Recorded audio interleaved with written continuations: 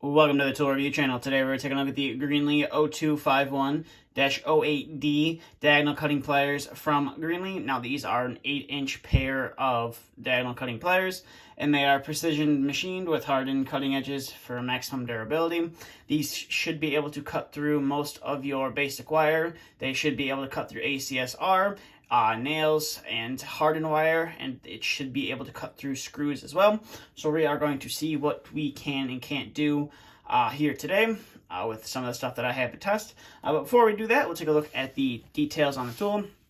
So as you can see, you have the Greenlee logo, which is a registered trademark, laser etched onto the surface of the plier. You can see you got the rivet right there as well. And then you have the double dipped vinyl handles right there. You got the green and the black right there as well. But other than that, it's pretty simple on this side.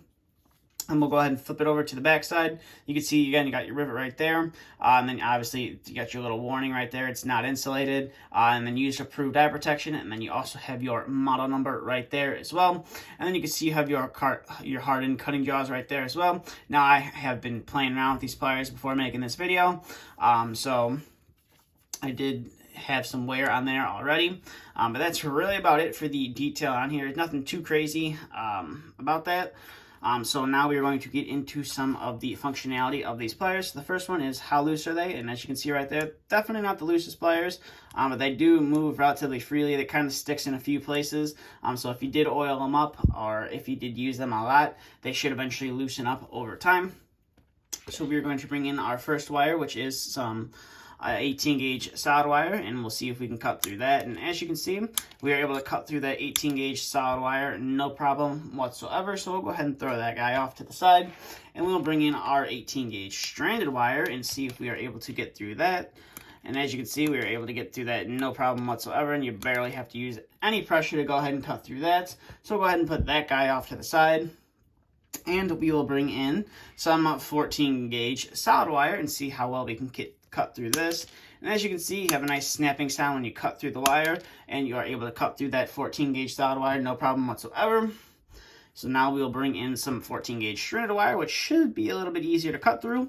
And as you can see, you are able to cut through that 14 gauge stranded wire no problem whatsoever. So go ahead and set that guy off to the side, and we will bring in some 12 gauge solid wire. So we'll go ahead and cut through that. And as you can see, definitely the snapping sound when you make the cut definitely makes a little bit of a different pitch as the wire gauge does get a little bit larger. But as you can see, you are able to get through that 12 gauge solid wire no problem. Now I'll bring in some 12 gauge stranded wire, and as you can see, we are able to cut through that no problem whatsoever. So we'll go ahead and put that guy off to the side, and we will bring in some 10 gauge solid wire right here and see how well we can cut through that. And as you can see right there, you are able to cut through that 10 gauge solid wire no problem whatsoever. So go ahead and set that off to the side, and we'll bring in our 10 gauge stranded wire and see how well we can cut through that. And as you can see right there, you're able to cut through that 10 gauge stranded wire no problem whatsoever. So we'll go ahead and throw that off to the side.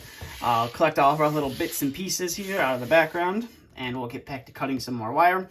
So now we're going to bring in some thermostat wire. So it's 5 18 gauge wires in the inside, plus there's a little piece of insulation on the inside as well. We're going to see if these are sharp enough to cut through that insulation and all of these 18 gauge wires as well.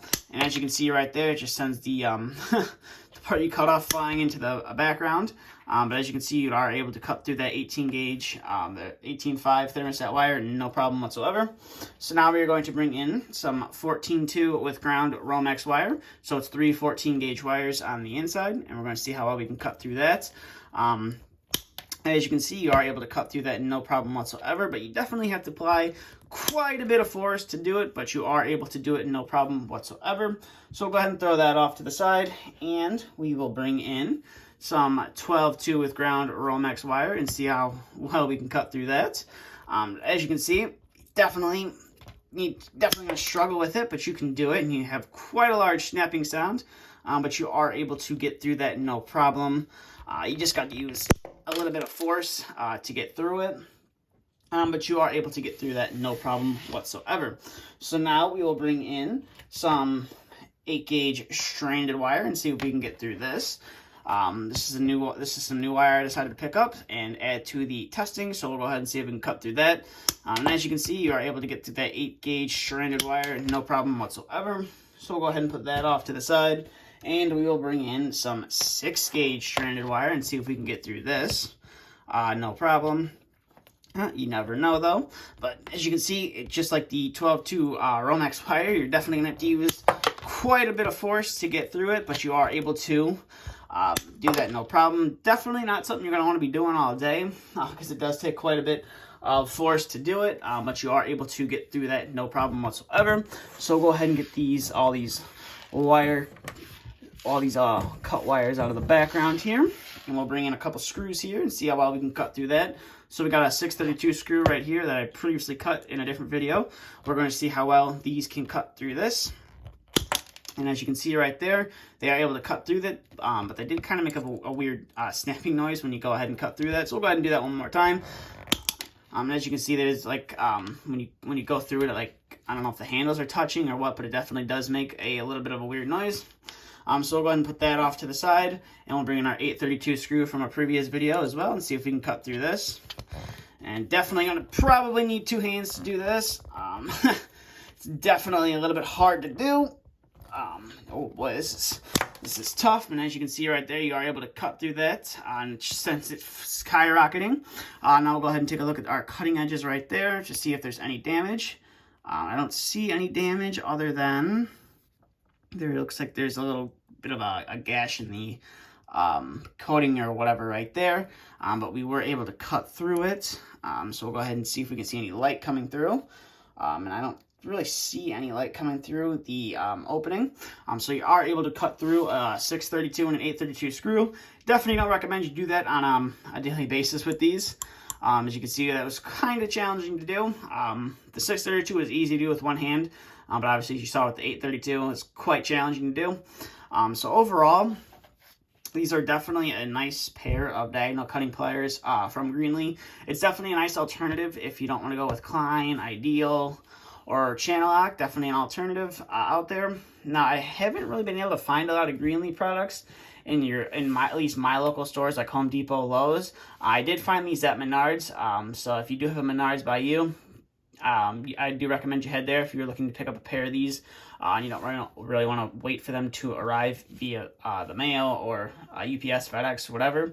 Definitely a nice pair of diagonal cutting pliers, and they will get the job done.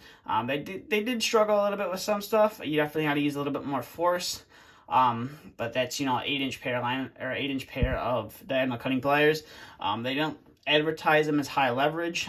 So, the high leverage does, with like longer handles or if I rivet super close to the cutting edge, does make things a little bit more easier to get through than just a standard pair of diagonal cutting pliers. But overall, these are definitely a nice pair of diagonal cutting pliers, and I could easily recommend them to anybody. But that's about it for this video. So if you have any questions, comments, concerns, please feel free to leave them down in the comment section below. And I will leave a link to Greenlee's website as well if you would like to learn more information about these pliers as well.